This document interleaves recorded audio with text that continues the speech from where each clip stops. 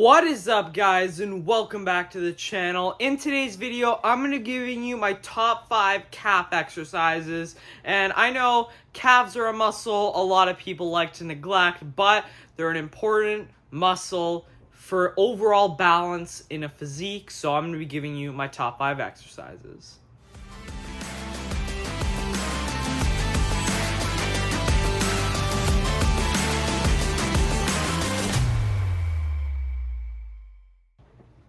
First exercise on my list is going to be a standing calf raise machine. Now, I really like the standing calf raise machine. Now, I pretty much mimic this with the pendulum squat that I have at home, and I think it's really good. Basically, what we want in a calf exercise is we want the exercise to have a straight leg. That's going to stretch the gastrocnemius muscle in the calf a lot more because it crosses the knee joint. So when our knee is straight, that muscle will be stretched a lot more, so it's going to be worked a lot harder. When we have a bent knee, it's going to disengage that muscle quite a bit. It's not going to have as much stretch, so that's been shown to not lead to as much growth. So we really want to be prioritizing movements where we have a straight leg, and the standing machine calf raise I think is a great option. Next up I'm gonna have is the belt squat calf raise or whatever, and this is a variation that I like to do on my belt squat, and I think it's actually probably slightly better than the regular standing calf raise because it is not axial loading, so there's no compression on the spine, so it's a little bit less fatiguing. Still a fantastic exercise. I like to alternate this, with my normal standing calf raise, so I do think that this is also a fantastic calf builder. Again, you have that straight leg, so we're getting the gastrocnemius muscle in the calf involved a lot, so I think that is a fantastic exercise for the calves.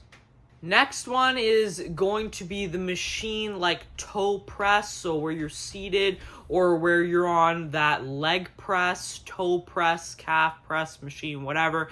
What I really like about this one is, one, it's not axial loading, and two, it's very easy to do like drop sets on this because you can just quickly change the pin. I think calves are a muscle group that really benefit from like super hard failure training because we use them so much walking around every day that I think if you're leaving reps in reserve on calf training, it's just not gonna give them the stimulus they need to grow. So this variation allows you to really easily drop the weight and stuff, so you can do drop sets and all that kind of stuff, different intensity techniques for the calves to stimulate some growth. And for someone who, has struggled to grow their calves, I think this is an excellent way to spark some new growth. I don't have that like seated toe press machine at home, but if I go to the gym, that's definitely the calf exercise I gravitate towards. Next up is going to be the donkey calf raise. Again, another fantastic option. Now, it's stretching the calves a lot because we have a straight knee, and it's also not axial loading. It's not really providing that much more benefit than any other like standing calf raise, but I think again it's just a fantastic variation to include. And if you got a partner or whatever, they can come up and sit on your back, and then you can do donkey calf raises, and I think that it's a fantastic calf exercise.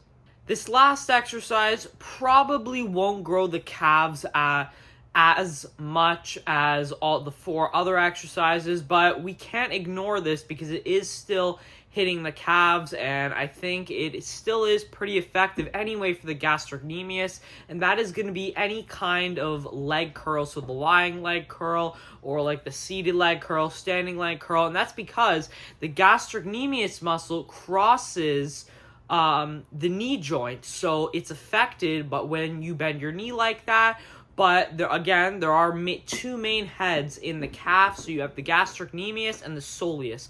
The soleus only crosses the heel or whatever, so it's only affected by like your toe position and stuff like that. So it can't get worked on leg curls, but leg curls will still hit the gastrocnemius really well. And the soleus, to be honest, doesn't really respond that well to training at all. Studies have shown this, that it's just not a great responder to high rep or low rep work. And that's why you'll notice there's no calf exercise on here with a bent knee, because before we used to think, oh, that exercise targets the soleus more because it disengages the gastrocnemius, so that will result in the soleus growing more.